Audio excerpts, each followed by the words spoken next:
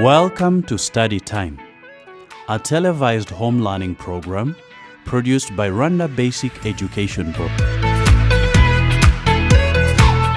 Hello, students of Senior 3 Chemistry class. You're most welcome for our lesson today. So, today we are continuing with Unit 1, that is carbon and its inorganic compounds. Carbon and its inorganic compounds, all right? That is the unit we are continuing with. So we are now heading to lesson 4, that is inorganic compounds of carbon. Inorganic compounds of what? Carbon, all right? So the objective is to see the chemical properties of carbon and its compounds. We are now heading into its compounds, the inorganic compounds of carbon. So you remember in the introduction, we learned about carbon, but we said carbon can exist as a free element, or it can also exist in other combined form, all right? In a combined form. That is its inorganic compounds, and it's what we are going to see today, all right? Hope you are very fine and ready to start with today's lesson. Get your book, get your pen, and we start with the lesson. Is everybody ready to start? All right, let's start off. So, the inorganic compounds of carbon. So, as I said, carbon can exist as a free element or in a combined state. So, the combined state, that's what we call inorganic compounds of carbon. So, these are some, these include oxides of carbon, carbonates, and hydrogen carbonates. So oxygen can exist in oxides of carbon, that is carbon and oxygen. Then it can exist as carbonates. It can also exist in hydrogen carbonates. So in these ones, we expect to find their carbon. All right? So we start by looking at one by one. We start by looking at oxides of carbon. So we have only two oxides of carbon, that is carbon dioxide and carbon monoxide, all right? Carbon dioxide and carbon monoxide. So what we look at one by one, we start by looking at carbon monoxide, all right? So as I said, in carbon monoxide, that is CO, we expect to find their carbon. Even carbon dioxide, CO2, we expect to find their carbon. So those are oxides of carbon. So starting with carbon monoxide, we describe the physical properties of carbon monoxide as carbon monoxide is colorless and odorless gas. All right? Colorless and odorless. It is slightly denser than air. It is produced by incomplete combustion, burning of carbon in limited oxygen. Those carbon that burns in limited oxygen, you have charcoal, you have wood, you have coal, oil, and natural gases. And there we produce carbon monoxide. So this carbon monoxide, it is very poisonous. How do you know it is very poisonous?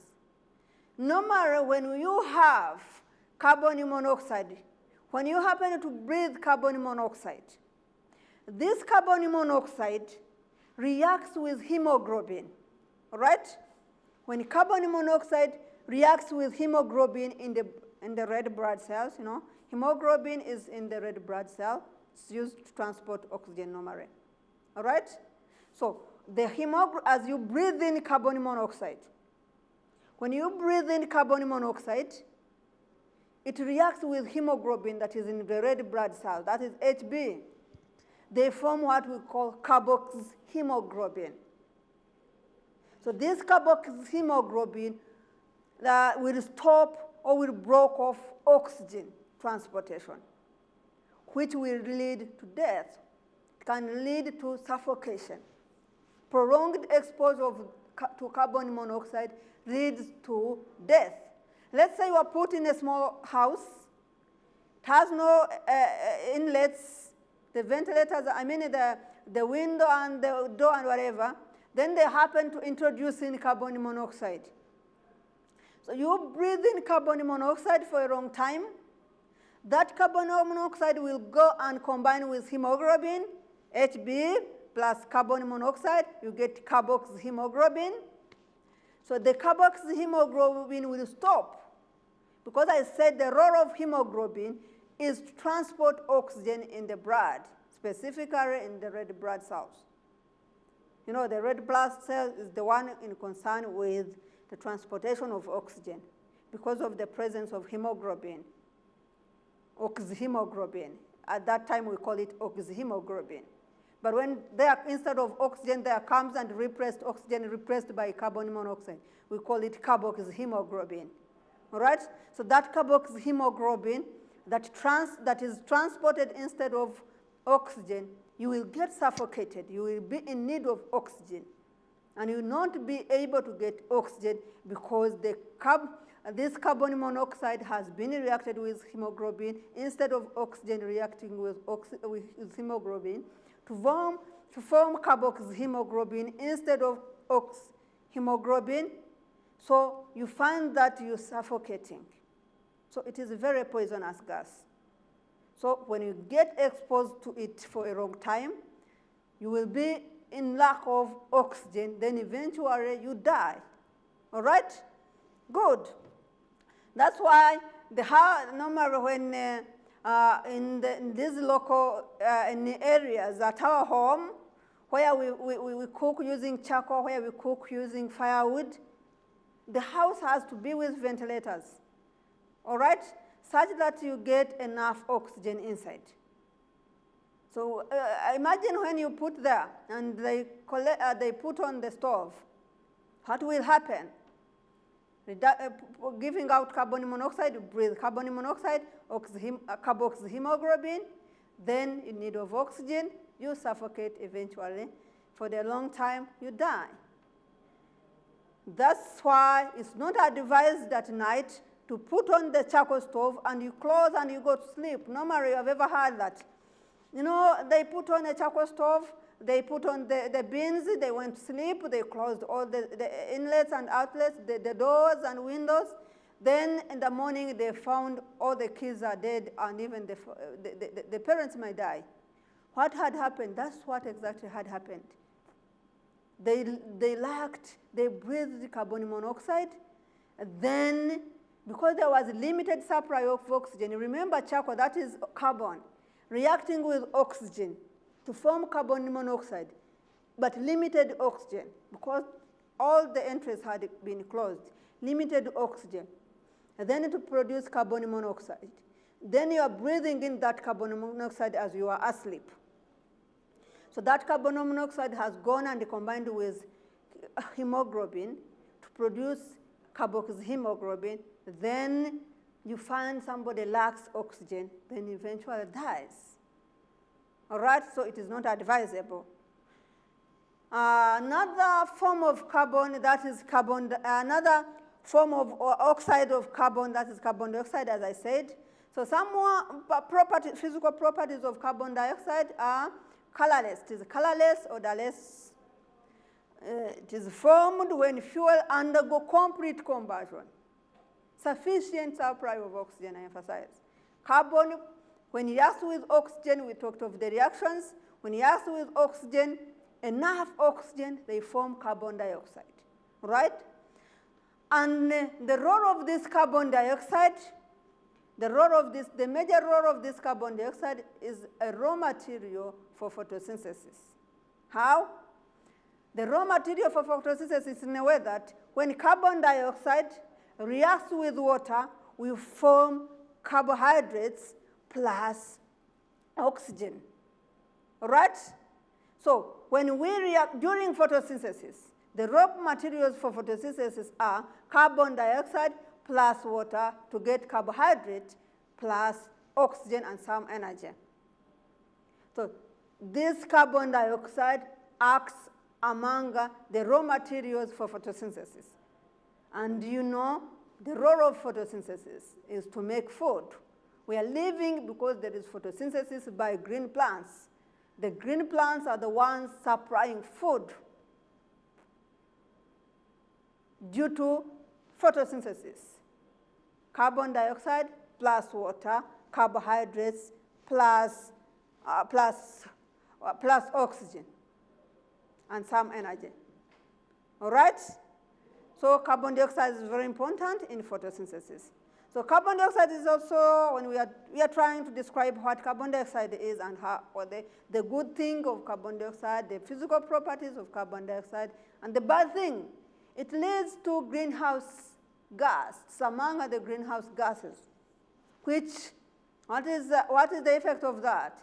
It will lead to what we call, when there's a lot of carbon dioxide in the atmosphere, it will lead to what we call greenhouse effect, which may lead to global warming.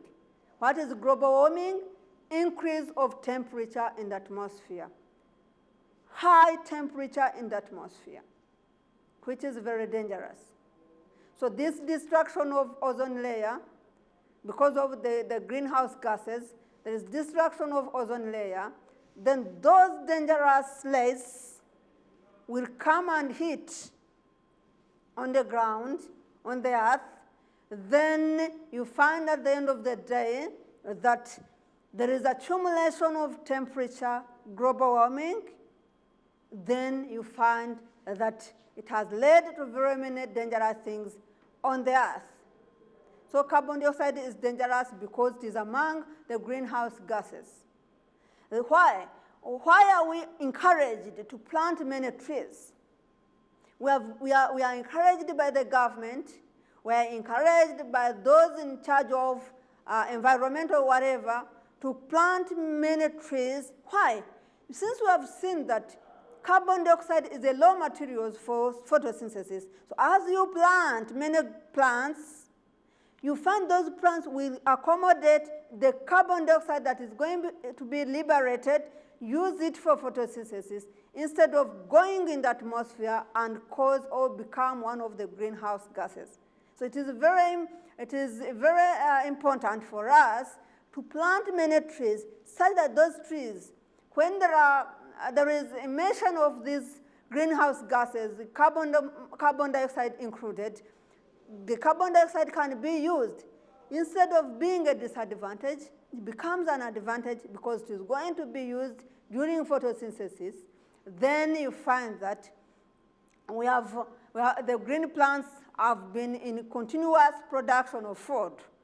So plant many trees so that they can capture the carbon dioxide liberated from all the vehicles, from industries, from burning of wastes, and etc. All right? So these are some of the disadvantages. If you look at the picture here, on the slide, please. If you look on the slide, please, when you go on the slide and you look at these pictures here, they are one of the activities done by man that leads into production of carbon dioxide. Burning of these tires, these are old vehicles, and other industrial activities that are done give out carbon monoxide gas, these fumes.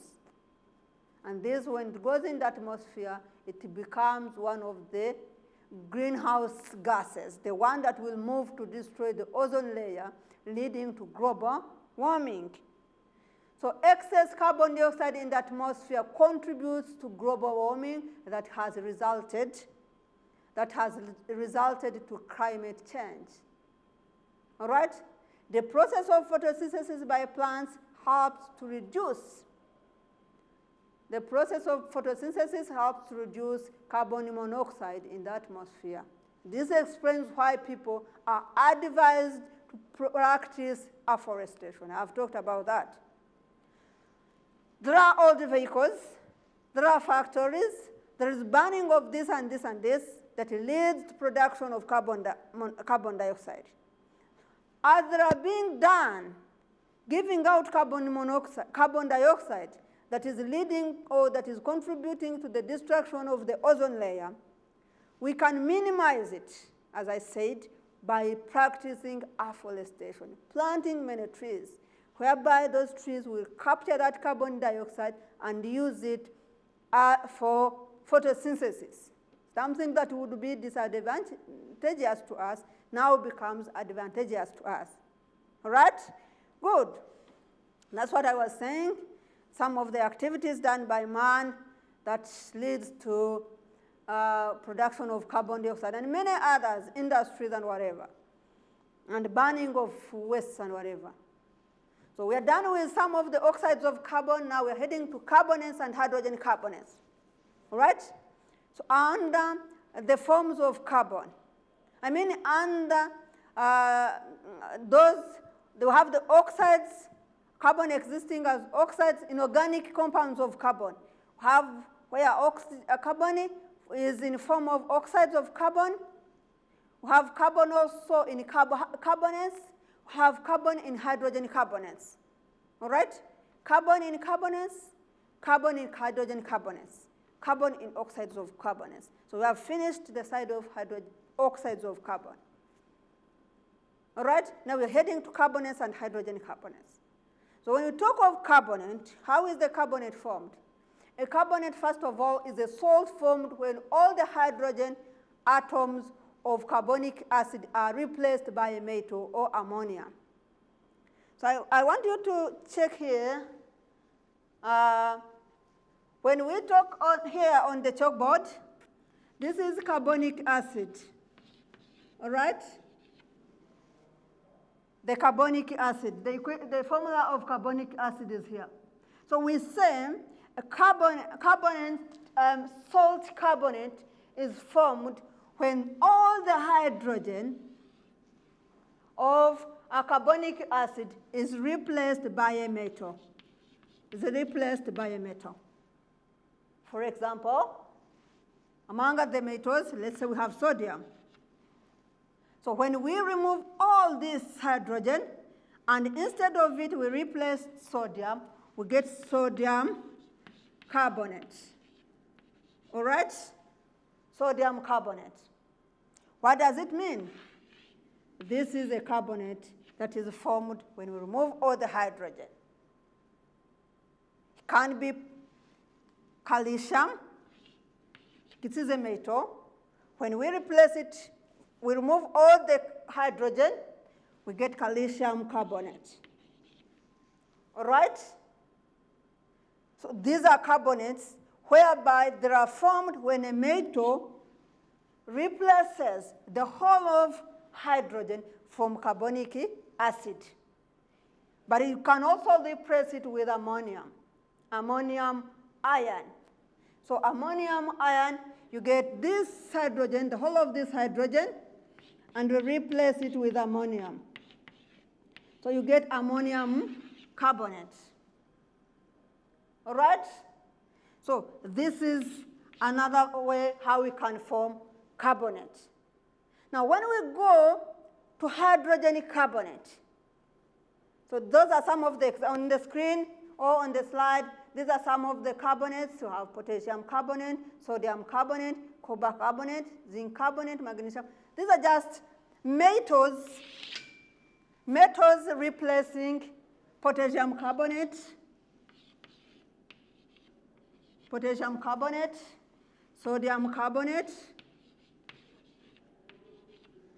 We have copper carbonate, zinc carbonate, all right, magnesium carbonate.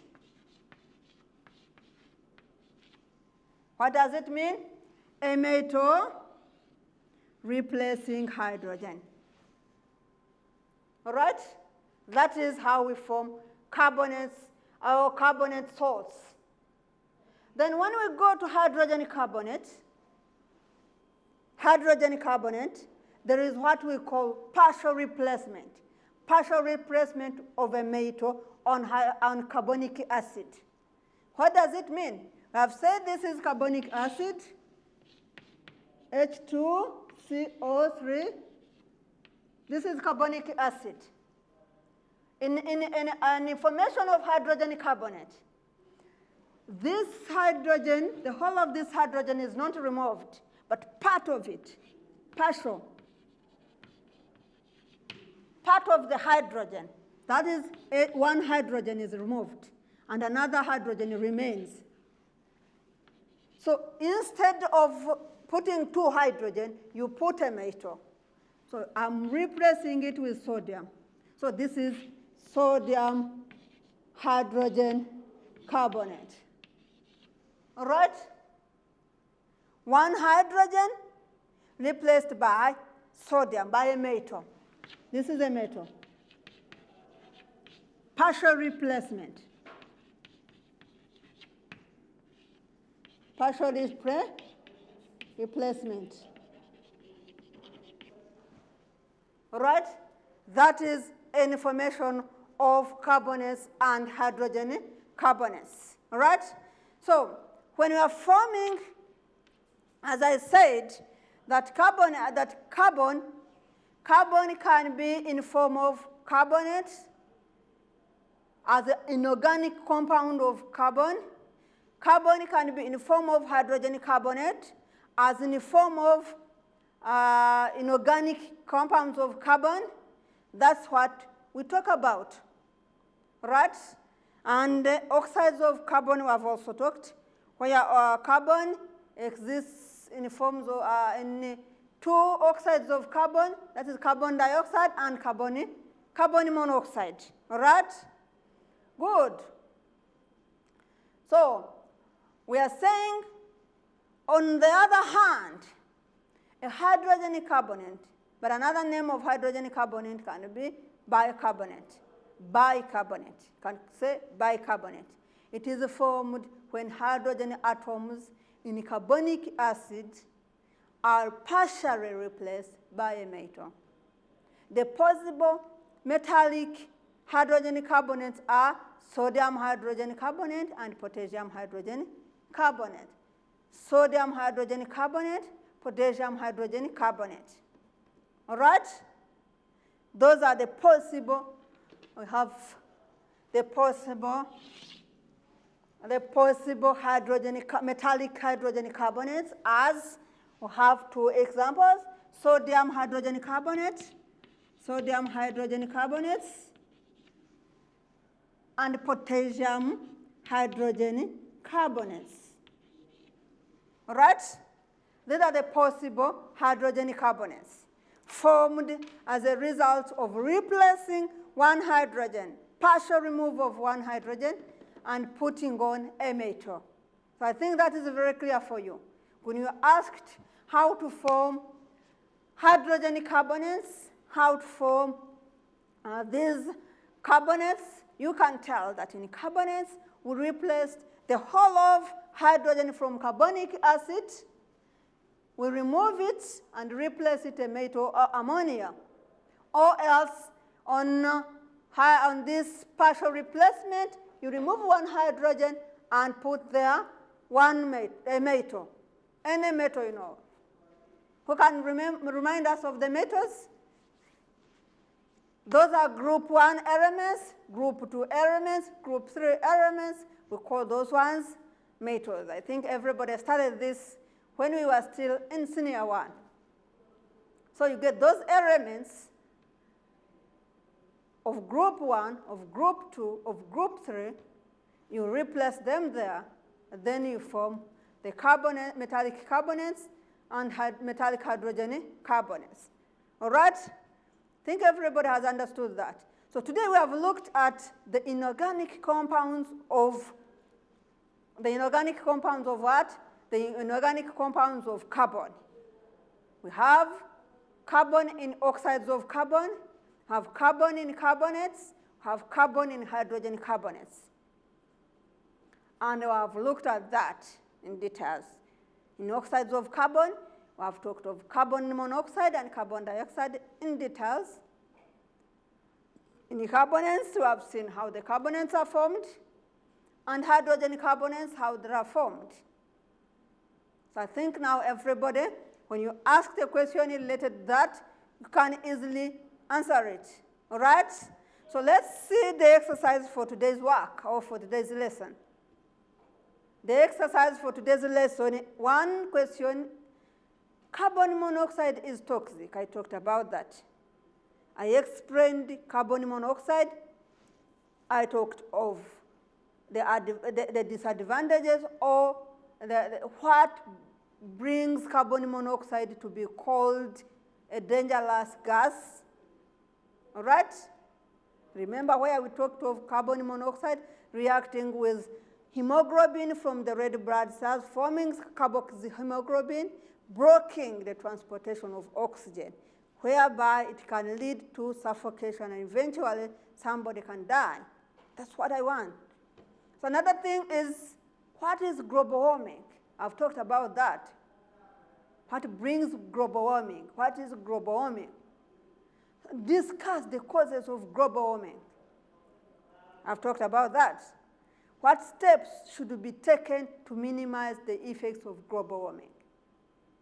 Students, I think everybody has understood this small lesson that I've discussed together here and can easily answer these questions because I've discussed them together in the lesson, and I think everybody is able to answer them.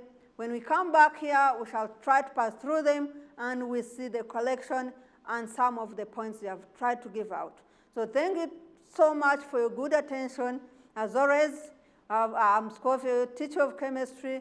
Go and enjoy your time. Thank you. Bye.